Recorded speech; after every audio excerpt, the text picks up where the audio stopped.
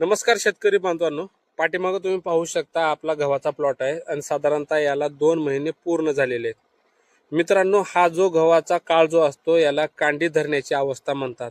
मित्रांनो, याच काळामध्ये जर आपण खताचं चांगलं व्यवस्थापन जर केलं तर आपल्याला उत्पादन खूप चांगल्या प्रकारे घेता येतं।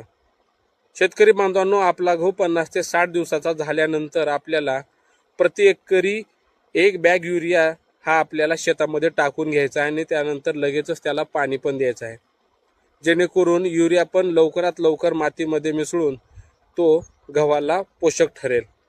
हा जो काळ असतो त्याला कांडी धरण्याची अवस्था म्हणतात आणि इथूनच ओंब्या लागण्याची जी प्रक्रिया असते त्याला सुरुवात होत असते।